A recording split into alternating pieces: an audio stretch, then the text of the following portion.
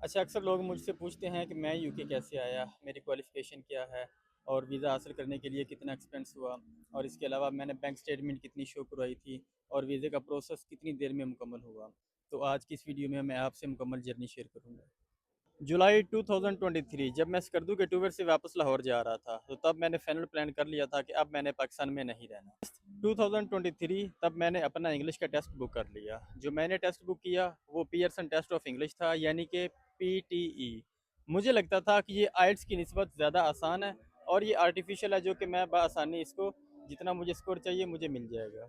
तो जब अक्टूबर में मैंने टेस्ट की फ़र्स्ट अटैम्प्ट की, तो जो मुझे स्कोर चाहिए था वो मुझे नहीं मिला। उसके लिए मुझे फिर दोबारा टेस्ट बुक करना पड़ा, जो कि कमोबेश उसकी जो 2023 में जब फ़ीस थी वो तकरीबन 65,000 के करीब थी, और उस वक्त मेरे पास तकरीबन टोटल सिर्फ 3 लाख रुपया था। लेकिन मुझे यही लगता था कि अब मैंने इरादा कर लिया तो अब इंशाल्लाह मैं कहीं ना कहीं चला जाऊंगा। तो आना मैंने यूरोप में ही था, या ऑस्ट्रेलिया में जाना था या कनाडा में जाना था। तो उसके लिए मैंने सबसे पहले ऑस्ट्रेलिया को चुना कि 2 से 3 यूनिवर्सिटीज़ का ऑफ़र लेटर मंगवाया। बाद में पता चला कि भाई एक्सपेंस बहुत ज़्यादा हो रहा है, ख़र्चा बहुत ज़्यादा हो जाएगा, क्योंकि जो बैंक स्टेटमेंट है वो तकरीबन 1 करोड़ 20 लाख से ऊपर चाहिए थी, जो कि मैं तब अफोर्ड नहीं कर सकता था। और तब मेन प्रॉब्लम ये था कि ऑस्ट्रेलिया ने पाकिस्तानियों के लिए वीज़े बैन कर रखे थे। बहुत सारे ऐसे स्टूडेंट थे जिनके वीज़े एक एक साल से नहीं आ रहे थे, यानी कि डिसीजन पेंडिंग में थे। तो मैंने फाइनली ये सोचा कि अब मैं यूके के लिए अप्लाई करता हूँ।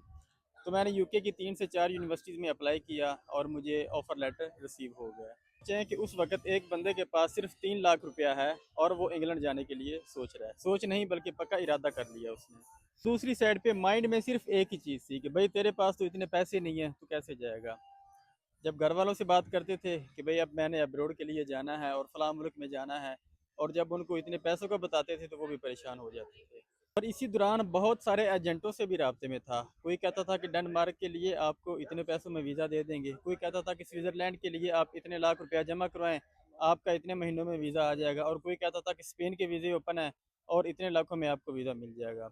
तो तब दिमाग हर तरफ चल रहा था कि भाई क्या करना चाहिए। तो फाइनल मैंने यही सोचा कि नहीं, मुझे स्टूडेंट ही जाना है, मैं जहाँ भी जाऊँगा मुझे कोई और रिस्क नहीं लेना।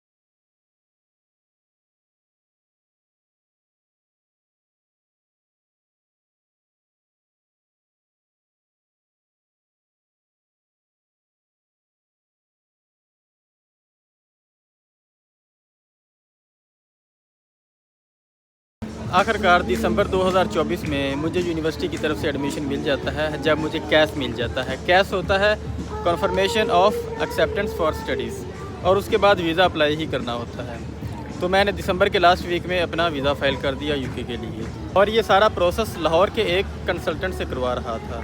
और जब मैंने अपने वीज़े के लिए दरख्वास्त दी थी, तब जो मैंने बैंक स्टेटमेंट रिक्वाई थी वो 8.5 मिलियन थी, यानी कि 85 लाख पाकिस्तानी रुपया। और वो 85 लाख पाकिस्तानी रुपया कैसे हुआ, ये बहुत बड़ी लंबी स्टोरी है। बात अभी यहीं पे ही ख़त्म नहीं होती। मेरी यूनिवर्सिटी में क्लासेस स्टार्ट होना थी जनवरी में, जबकि मेरा वीज़ा आया था अप्रैल में। तो जो इस दौरान में जो आप उसे कह लें कि 3 से 4 महीने का पीरियड था, वो बहुत मुश्किल था मेरे लिए, क्योंकि मैंने एप्लीकेशन जब सबमिट कर दी थी, मेरे फिंगरप्रिंट्स हो गए थे, तो उसके बाद मेरा वीज़ा नहीं आया पूरे 3 महीने के लिए। तो मैंने प्रायोरिटी बेस पे किया था। प्रायोरिटी सर्विस होती है कि 1 लाख, आई थिंक सो 1,80,000 रुपया एक्स्ट्रा देना पड़ता है एम्बेसी को, कि उसमें वो आपकी जो फ़ाइल होती है वो प्रायोरिटी सर्विस करते हैं कि उस पर वीज़ा जल्दी आ जाएगा। लेकिन 3 से 4 महीने मेरा वीज़ा नहीं आया था और मैंने बेसब्री से इंतज़ार किया था। और उस दौरान बहुत सारे जहन में ख्याल आते थे कि भाई वीज़ा नहीं आया तो क्या होगा, और उधर से बैंक स्टेटमेंट भी पड़ी हुई थी, और इस तरह के बहुत सारे अजीबोगरीब ख्यालात। आखिरकार मार्च 2024 में मेरा वीज़ा आ जाता है, और अप्रैल 2024 में मैं फाइनली लंदन आ जाता हूँ, जो कि एक ड्रीम पॉइंट भी होता है। अप्रैल 2024 में जब मैं यूके पहुँच जाता हूँ, तब तक میرے اوپر 5 ملین یعنی کہ 50 لاکھ روپے کا قرضہ تھا، جو کہ الحمدللہ اب نہیں ہے۔ میں ہمیشہ کہتا ہوں، ہمیشہ سے کہتا آ رہا ہوں کہ بھائی رسک لینا چاہیے۔ اگر آپ کے پاسپورٹ کے اوپر ویزے کی ریجیکشن لگ جاتی ہے تو بھائی کیا ہوگا؟ اس سے پہلے بھی تو آپ کا پاسپورٹ ویسے فری پڑا ہے نا، گھر میں ہے نا، اس کے اوپر کوئی جھنڈے تو نہیں لگے ہوئے۔ اور اسٹڈی کا میں اس لیے کہتا ہوں کہ یہ سب سے آسان ویزا ہے، اس میں بہت سارے ایسے بہت ساری ایسی اماؤنٹ ہے جو آپ کو واپس مل جاتی ہے۔ خدا نخواستہ اگر آپ کا ویزا ریفیوز ہوتا ہے تو وہ سارے پیسے آپ کو واپس مل جاتے ہیں۔ یہ سارا پروسیس میں نے لاہور کے ایک کنسلٹنٹ سے کروایا تھا، لیکن تب مجھے ساری انفارمیشن معلوم تھی، مجھے سب پتہ تھا کہ بھائی فیس کیسے جمع کروانی ہے، کہاں جمع کروانی ہے، سٹیپ بائی سٹیپ ہر چیز کا مجھے علم تھا۔ آج کل لوگوں کو پتہ نہیں ہے، صرف وہ یہی کہتے ہیں کہ مجھے ویزا چاہیے، بس ویزا چاہیے۔ ویزا کسی کی جیب میں نہیں ہوتا، ویزا ہمیشہ ویزا آفیسر ہی دیتا ہے، اور جب آپ اپلیکیشن ہی فائل نہیں کرتے تو آپ کو ویزا کون دے گا، کیسے دے گا؟ کیونکہ ایک ایسا کنٹری ہے جہاں پہ بہت ساری اپرچونٹیز ہیں، الاٹ آف اپرچونٹیز ہے۔